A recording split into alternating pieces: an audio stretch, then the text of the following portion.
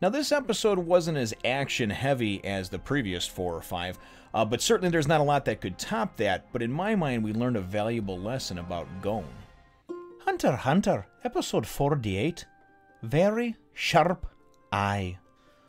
Well, hello, my brothers and sisters and hunters and Phantom Troop members and just wonderful friends of the Nerd Nation.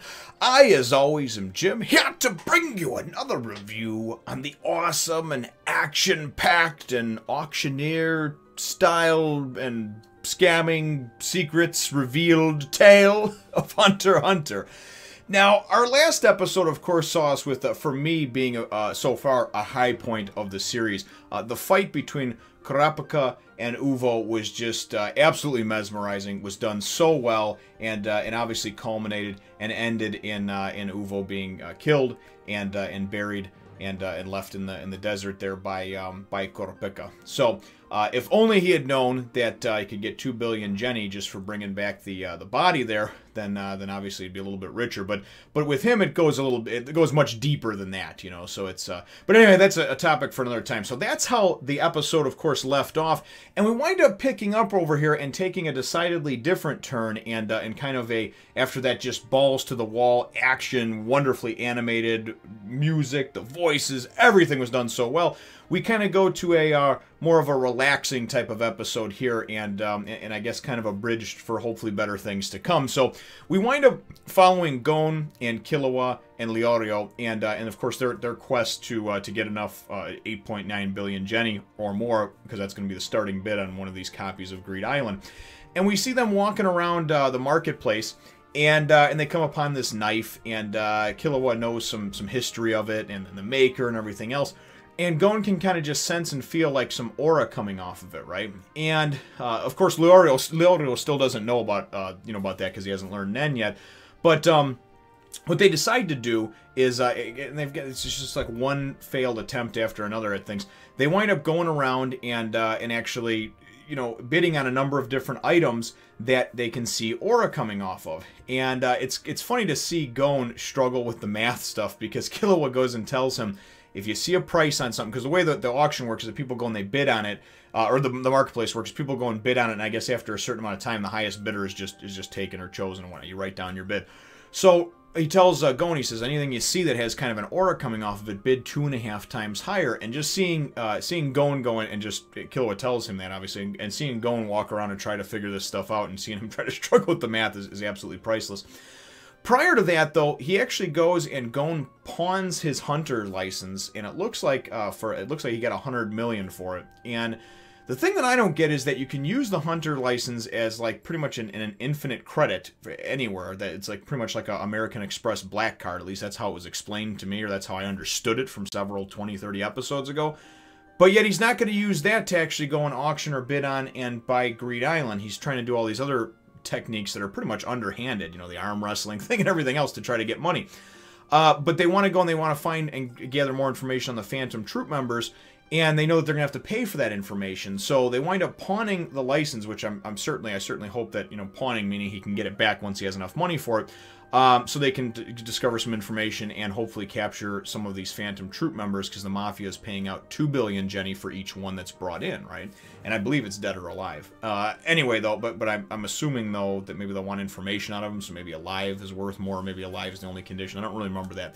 But the whole episode really takes place, and it's a very slow in its tone and its nature, because as Gon and Killua go around this marketplace, they wind up bidding on about 4 items. They wind up winning 3 out of 4 of them, and they notice that there's this other guy named Zebile that is bidding on things as well. And when they go and bid on something, he comes and prices it 4 times higher, and so they wind up winning 3 out of 4 items. And they go and they try to go in and they want to place it in the auction, right? Well, the auction's like, no, the catalog's already come out. Sorry, things are closed. There's nothing we can do about it. So they can't place them in the actual auction. And, the underground auction that, of course, is going on for the next 10 days, or supposedly is supposed to be happening for the next 10 days. So they're told to go and check out the trade marketplace. They walk into a shop, and a guy goes and appraises it, a couple of the items. And this third one, which is this statue-looking thing, he says, it's not really worth much, but I'll give you this and that, I'll give you 80,000 for it if, you accept my price and these other things. So anyway, this dude walks in and says, no, he's trying to cheat you. 300 years ago, which is the period this was from, people used to go and hide their valuables in these statues, right? And he explains, there's this whole explanation about how you can tell if it's been opened before and the valuables have been taken out, it's been resealed. There's all these different things that basically only a sharp-eyed appraiser will know. And he goes through this back and forth war with this other guy that comes out from behind the counter and basically accuses him of maybe being a counterfeiter. And anyway, the whole end result is that he winds up going and convincing Killua and Gon that he's on the level and that they should not go and take the price this guy wants to give them, that they should just crack this thing open themselves and there's going to be treasure inside. So sure as shit, they open it up and there's a ton of treasure inside. This guy winds up going and he starts haggling with them for, getting a 20% finder's fee. Killua doesn't want to pay that. He's like, screw that, man, I'll buy you lunch. And the guy's like, all right, cool. So they go and they have lunch together, and they're all sitting down, and they wind up going and playing this game of asking each other questions. We ask you one question, you answer it, and then you can ask us one question. So it goes back and forth, and he winds up finding out that they are looking to get money to get this Greed Island, that Gon's father is this pro hunter, and then they find out a number of different things about Zebile, and the one item that he did win was this weird-looking pot. And we find out that this guy, when he was broke, he used to make these counterfeit pots. He used to make things that looked like they were expensive, made by these craftsmen that had big names behind them and everything else, and then just go and sell them off to people who were unaware, that they were fakes, they were forgeries. So it basically says that he's like, he was like this scam artist. But now, since he's legit, or he's gone legit, he goes and whenever he sees these things at auctions, at marketplaces, on the streets, he tries to go and buy them back and take them back because he knows that they're fake, because he's the one that put them on the street. He's the one that put the fake item out there, right?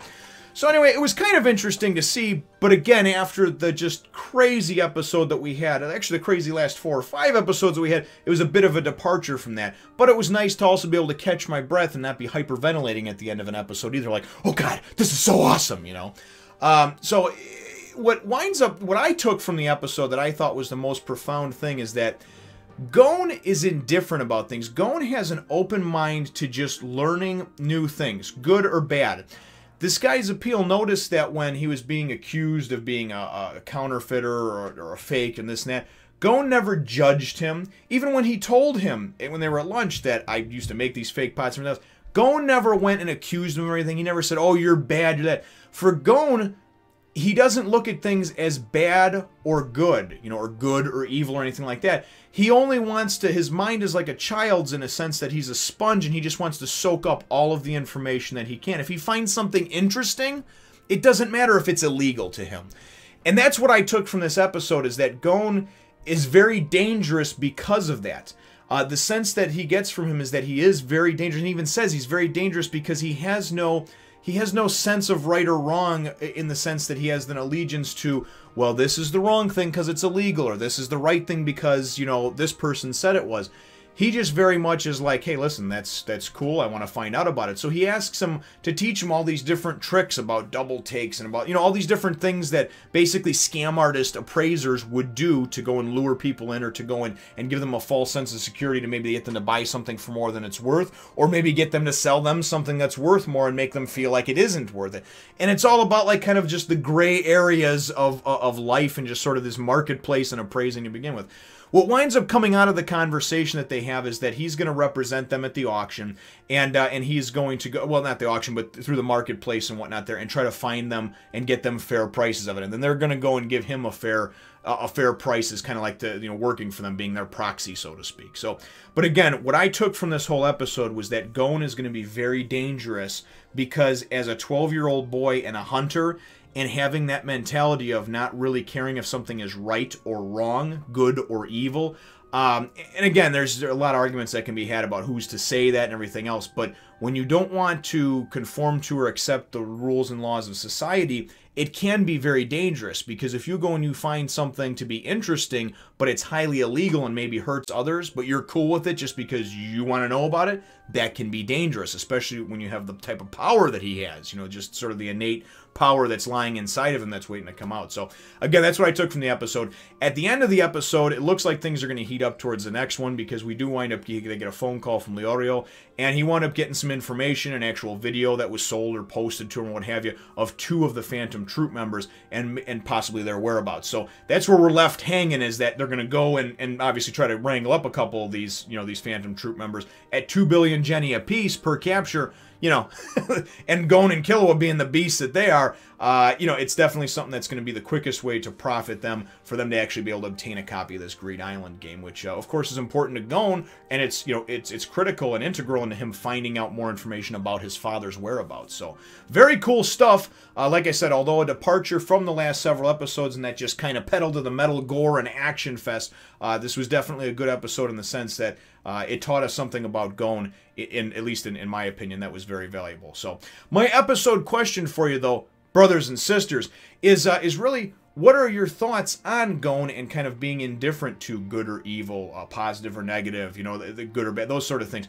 What are your thoughts on Gon and him being, well, obviously Zebile and me as well. I agree with Zebile that Gon can be very dangerous since he really has no moral obligation one way or another with things. He really just kind of does things that interest him or that he finds to be fascinating. What are your thoughts on that? Let me know in the comments down below. Feel free to hit the thumbs up, the like button if you should think that I deserve it, and subscribe if you haven't done so already. We will look forward to catching all of you in the next Fun Nation. Remember to follow me on Twitter, Facebook, Instagram, and even my other channel.